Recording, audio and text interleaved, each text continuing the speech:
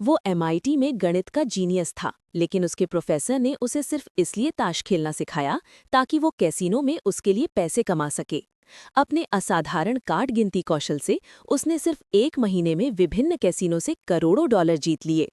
ये पौराणिक कहानी निश्चित रूप से सच है।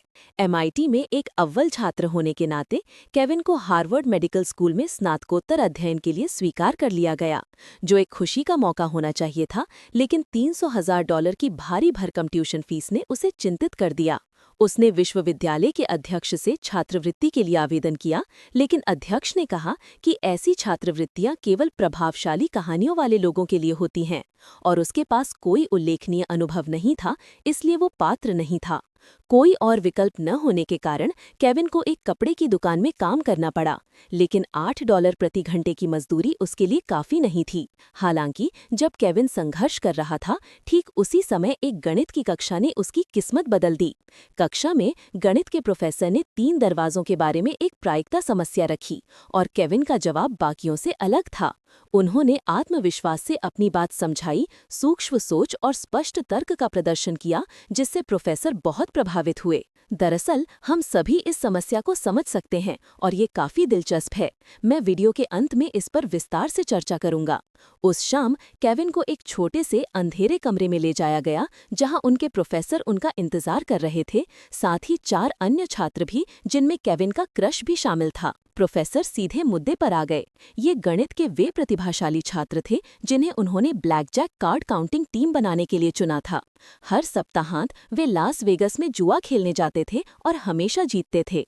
हालांकि हाल ही में एक मुख्य सदस्य के चले जाने के कारण वे केविन को उस रिक्ति को भरने के लिए आमंत्रित करना चाहते थे। केविन ने तुरंत मना कर दिया। वो एक ईमानदार, कमजोर छात्र था और उसने पहले कभी ऐसा कुछ अनुभव नहीं किया था, लेकिन प्रोफेसर आसानी से हार मानने वाले नहीं थे। अगले दिन उन्होंने केविन के क्रश को मुस्कुराते हुए और टाई बांधते हुए एक संदेश भेजा, जिसमें वे लगातार केविन की $300,000 की ट्यूशन फीस का जिक्र कर रहे थे। अगर तुम हमारे साथ जुड़ जाओ, उन्होंने कहा, तो एक ही रात में तुम्हें $300,000 मिल सकते हैं।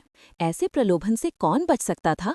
केविन तुरंत शामिल होने के लिए तैयार हो गए और गहन प्रशिक्षण शुरू कर दिया। ब्लैकजैक के नियम सरल थे। आपके पत्तों का योग जितना ज्यादा होगा उतना ही बेहतर होगा, बशर्ते वो 21 से ज्यादा ना हो। उन्होंने एक ऐसा एल्गोरिदम विकसित किया जो अलौकिक स्मृति और प्रायिकता का इस्तेमाल करके प्रतिद्वंदी के पत्तों का अनुमान लगाता था, जिससे उनकी अपनी जीत की दर बढ़ जाती थी। बेशक टीम वर्क भी जरूरी था। कैसीनो में उनके काम का स्पष्ट विभाजन था। हर व्यक्ति दूसरे को न जानने का नाटक करता था, अलग अलग टेबलों पर बिखरा हुआ छोटे छोटे दाव लगाकर धीरे धीरे खेलता था। जब किसी टेबल पर जीत की संभावना बढ़ जाती थी, तो वे केविन को आकर जीत की राशि लेने का संकेत देते थे। वे कैसे संकेत देते थे? कोड वर्ड्स के साथ। पीठ के पीछे हाथ क्रॉस करने का मतलब था कि पैसे लेने का समय हो गया है। आंख के कोने को रगड़ने का मतलब था कि फिर से देखना है, और बालों को सहलाने का मतलब था कि तुरंत चले जाना है। केविन, एक सच्चे प्रतिभाशाली व्यक्ति, ने वो सीख कुछ ही दिनों में हासिल कर ली जिसे सीखने में दूसरों को महीनों लग जाते थे। इसके बाद व्यावहारिक प्रयोग की बारी आई। केविन ने प्रोफेसर से पूछा, क्या पत्ते गिनना खतरनाक है? नहीं, ये सुरक्षित है, बहुत सुरक्षित। तुम्हें लगता है कि तुम सिस्टम को हरा सकते हो? यही सिस्टम है। जब गणित का ये महारथी कसीनो पहुंचा, तो हर मेज शिकार की जगह लग रही थी। अपने साथी के एक इशारे पर केविन धीरे धीरे मेज की ओर बढ़ा, अपनी जीत की रकम लेने के लिए तैयार। बैठने के बाद उसके साथी ने उसे एक कोड दिया। मैंने इस जगह के बारे में पहले एक पत्रिका में सुना था। ये पत्रिका 17 को दर्शाती है, यानी मेज पर मौजूद पॉइंट्स का मूल्य 17 है। ये महत्वपूर्ण जानकारी जानकर केविन का दिमाग तेजी से दौड़ने लगा और वो अपनी बाजी तय करने के लिए पॉइंट्स की गिनती करने लगा। जैसे जैसे उसकी जीत बढ़ती गई, केविन उत्साहित होता गया। अचानक किसी ने उसे एक बोरी से ढक दिया, जिससे वो घबरा गया। उसके आसपास के लोग पूछ रहे थे कि उसके मौजूदा पॉइंट्स का मूल्य क्या है, और केविन ने अचानक 18 बता दिया। पता चला कि ये प्रोफेसर की एक परीक्षा थी, ये देखने के लिए कि क्या वो दबाव में कार्ड्स की गिनती सही ढंग से कर सकता है, और केविन ने परीक्षा सफलतापूर्वक पास कर ली। फिर वे आधिकारिक रूप से लास वेगस में दाखिल हुए और शुरू हुआ उनका पैसा कमाने का पागलपन। प्रोफेसर ने उन सभी को नए पहचान पत्र दिए और उन्हें परेशानी से बचने के लिए कैसीनो में एक दूसरे को न जानने का नाटक करना पड़ा। जब उनके साथी ने इशारा किया तो केविन तुरंत टेबल पर पहुंच गए। डीलर द्वारा बांटे गए पहले पत्ते से ही उनका दिमाग बिजली की गति से चलने लगा। अपनी धारा प्रवाह कार्ड गिनने की कला और टीम के सहज सहयोग के दम पर केविन ने दबदबा बनाया और देखते ही देखते चिप्स का ढेर जमा कर लिया। एक रात की कड़ी मेहनत के बाद केविन को अपनी पहली तनख्वाह मिली, जो किसी कपड़े की दुकान में 5 साल काम करके भी नहीं कमा पाते। सोमवार से शुक्रवार तक वो एक मेहनती छात्र थे, लेकिन सप्ताहांत में वो जुए के देवता बन जाते थे और सभी कैसीनो का कब्जा कर लेते थे। वो अपनी जीत की रकम हार्वर्ड की ट्यूशन फीस अपने छात्रावास के कमरे की छत में छिपा देते थे। धीरे धीरे केविन ने इस जीवन शैली को अपना लिया और ज्यादा से ज्यादा फिजूल खर्ची करने लगा। विलासिता की चीजें खरीदने लगा, आलीशान होटलों में ठहरने लगा, नाइट क्लबों में पार्टियां करने लगा और आखिरकार अपने पुराने प्यार को जीत लिया और हर तरह से एक सफल व्यक्ति की तरह दिखने लगा। लेकिन जितना ज्यादा मिलता है उतना ही ज्यादा खोता भी है। पैसे कमाने के जुनून में डूबा केविन धीरे धीरे अपने दोस्तों से अलग होता गया।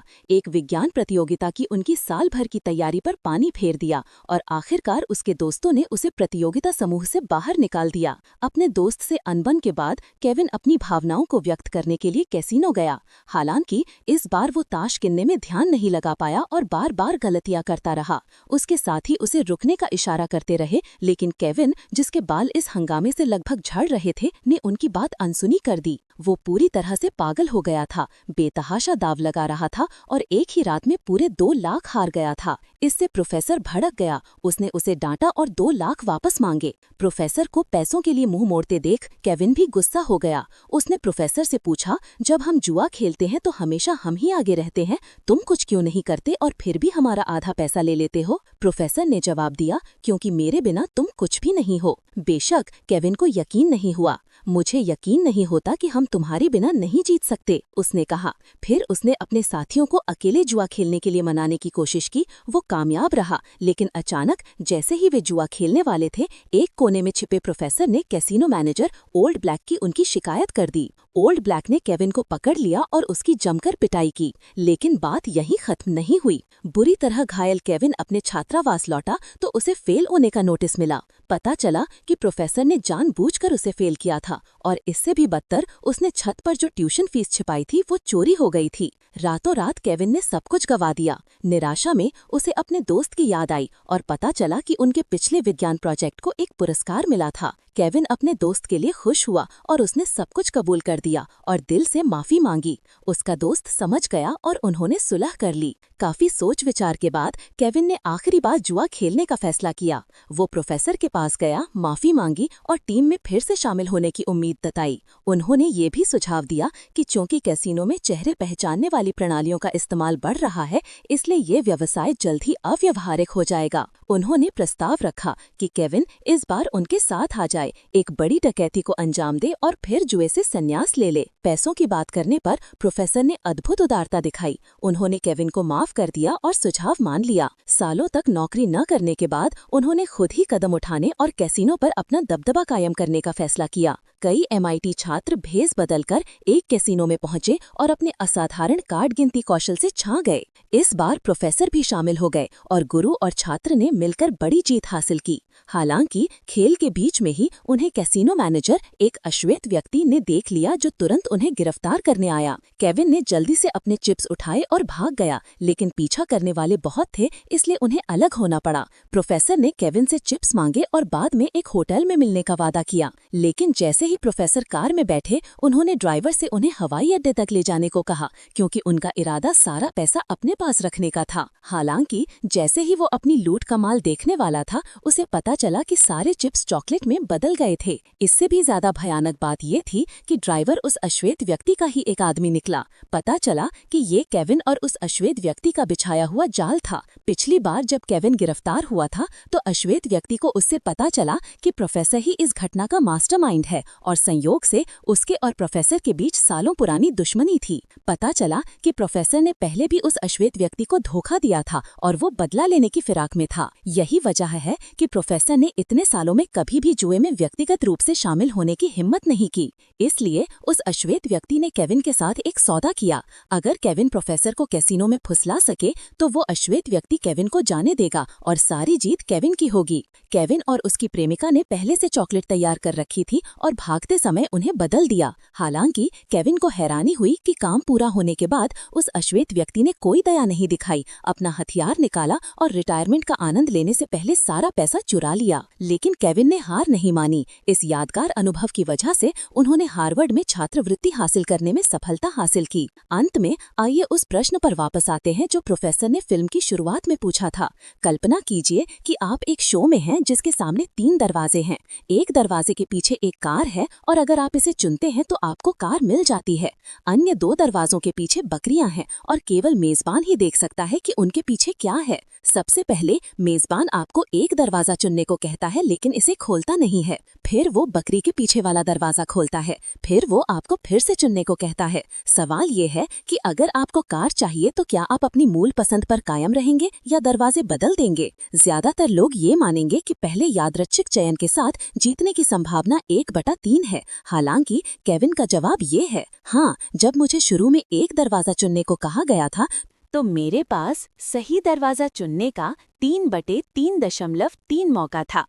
लेकिन जब उसने एक दरवाजा खोला और मुझे विकल्प दिया तो अब अगर मैं दरवाजा बदलने का फैसला करता हूँ तो ये 6/6.7 हो गया है। तो हाँ, दरवाजा नंबर 2 ही ले लो। उस अतिरिक्त 3.3 के लिए शुक्रिया। क्या आप समझ गए?